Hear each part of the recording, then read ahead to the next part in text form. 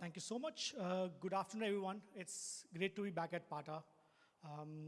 And I'm here to talk about the most interesting topic right now, which is next chapter of destination marketing. And as you always know, travel has been evolving very quickly. But honestly, the pace of change, if you see right now, feels very intense. Consumer behavior is changing. If you see, discovery is changing, all thanks to AI. And most importantly, I would say is destination marketers are right now feeling or are being asked to prove their impact much more faster with very much tighter resources, if you see. The resources have not been changed, and there is more complexity than ever before. So today I want to share two things. Number one, APAC travel trends from Sojern data platform. And second, and the most important thing is what more than 350 destination marketers are talking about and how they are trying to adapt to it. For those who don't know me, my name is Bharat Nagpal. I am managing the APAC business for Sojern. You must have heard me speaking about Adara before at the previous PATA events. Our parent company, RateGain, recently acquired Sojern and merged Adara into Sojern platform. What Sojern is the AI-driven travel marketing platform having first-party data from airlines, hotels, OTAs, GDS, so on and so forth. So which makes us becomes much more stronger. The numbers which you see on your screen right now, we process 350 million global travel profiles every month. 100 million travel predictions every day. And why these numbers matters a lot? Because the next three slides you will see comes out of from this data footprint. This is not a survey. This is not just a prediction, but it is real consumer behavior we'll see in the next three slides. Japan has really emerged as one of the standout performers in the APAC market. And what's interesting to see here is it isn't just a pent-up recovery anymore. It is a sustained momentum. A big part of the success here is inter-regional travel.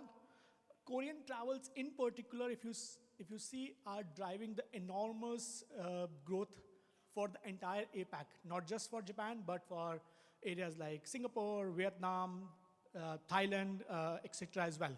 At the same time, if you see, Japan has held very well the long-haul market travel as well, which is especially from the US market. And I think what this tells us that in the moment of uncertainty, when travelers gravitate towards those destinations which feels safer, which feels easy to accessible, Japan has held its position very well in this kind of environment. Coming to the next slide, which talks about Vietnam. Vietnam is probably one of the classic example of inter-regional momentum in the APAC today. The important thing here is it is not just based on a weak base. It is primarily been coming out of a very strong demand.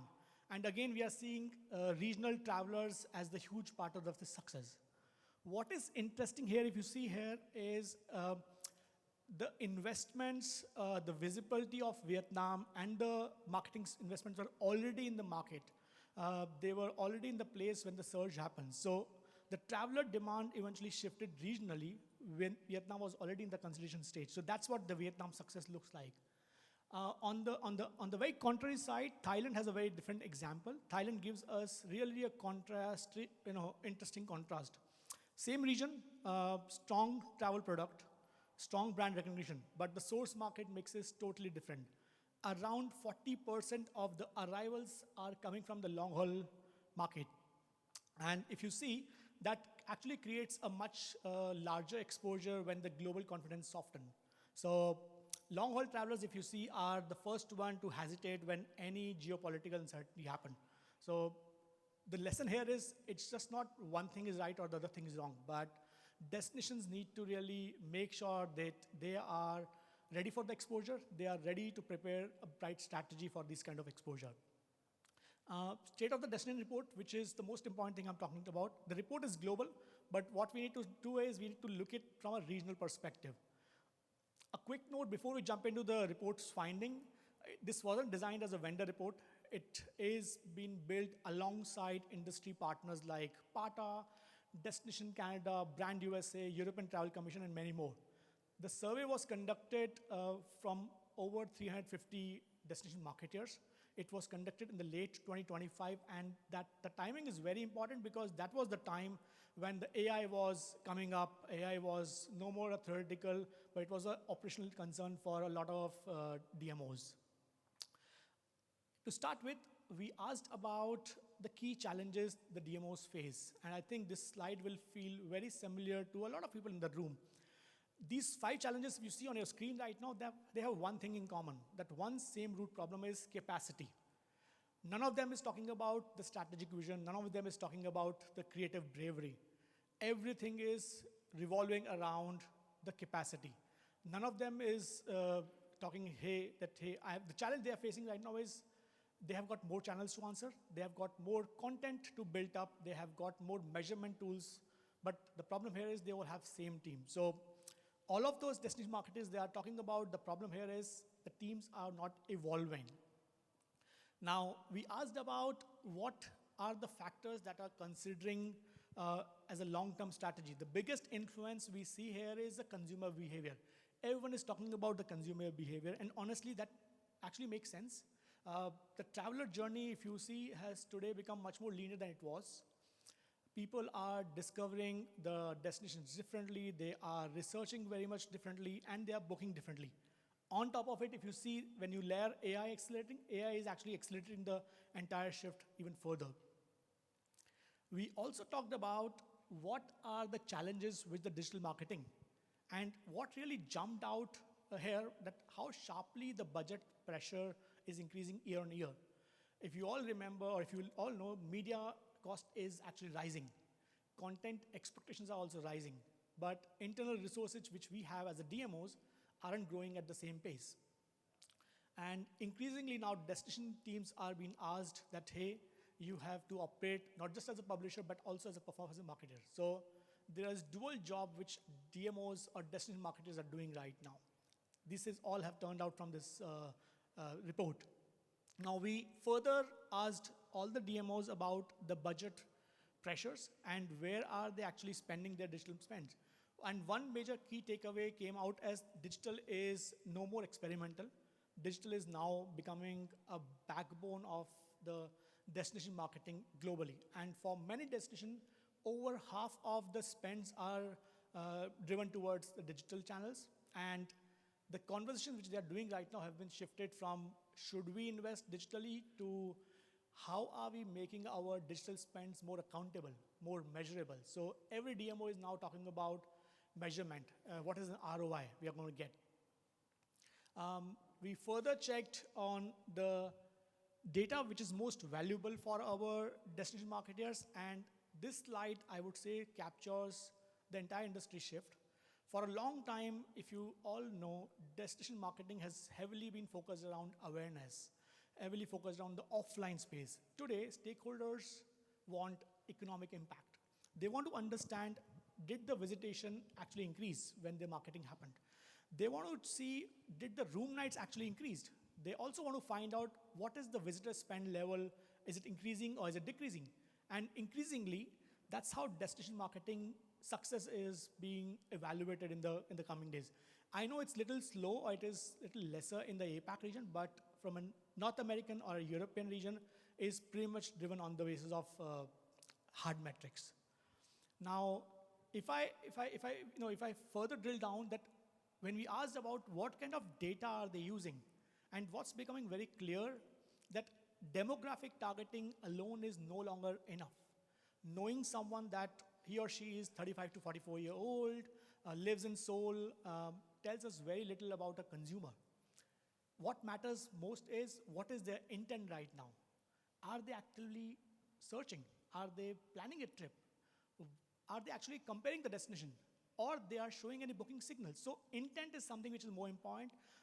It's just not a demographic which you could target. And if you see, behavioral data is becoming very significantly more predictive than the static demographics. Everyone is talking about data. Everyone says data is critical.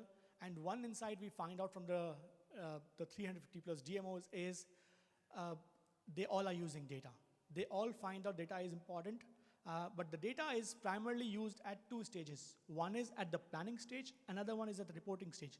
They all see there is a huge opportunity lying where the data is not used as much as it should use at a execution level. And the destinations, only those are moving faster right now, who are using the data continuously, not just before or after the campaign. So data is critical, but the important factor is that data should be used at all the stages.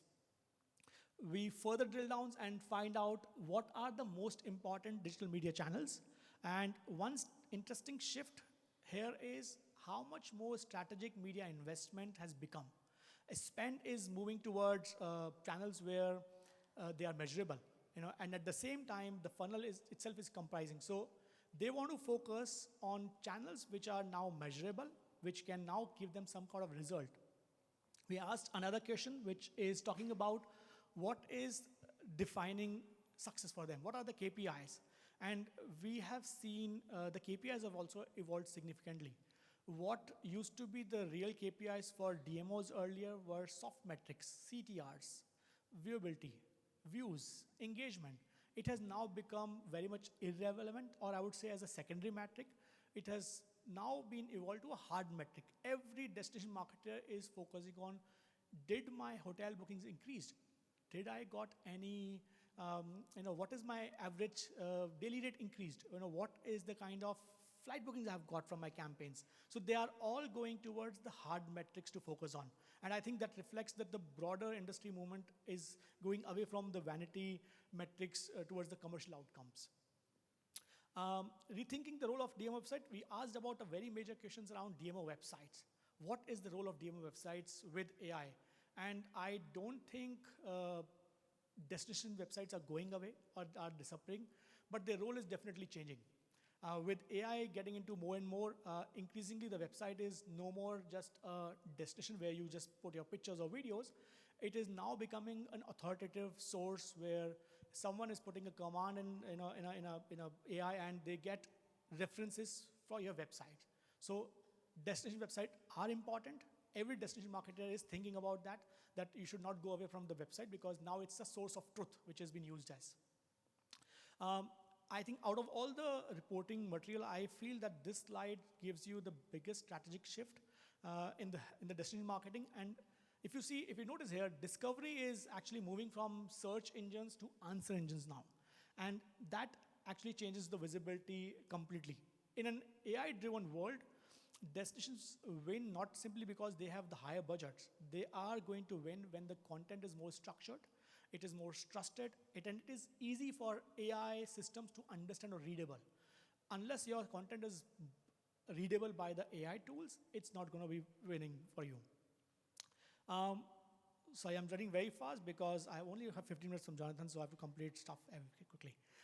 We asked about integration of AI into digital marketing, and what turns out is that the encouraging part we have found out every destination is most likely using or are already adapting to AI. Most teams are already starting to use AI for content creation and data analysis, which makes sense because those are the areas which are very much squeezed from a human resource perspective. So they have started using AI completely. When we look at the structure of paid digital media campaigns, the rise have shown that always-on marketing is directly connected to demand volatility. When travelers or travel behavior shift or any uncertainty happens, I think destinations, only those will stay consistent who will be doing consistent, always-on marketing campaigns. To end this slide, if I had to leave you guys with a thought here, I would say destinations that succeed over the next couple of years won't be the ones with the biggest spends. They'll be the one that adapts fastest, who will understand the traveler intent very clearly and stay visible in the world where discovery itself is reinvented. Thank you very much, everyone. If you want, you can just download this report by scanning the code. It's freely available, and yeah.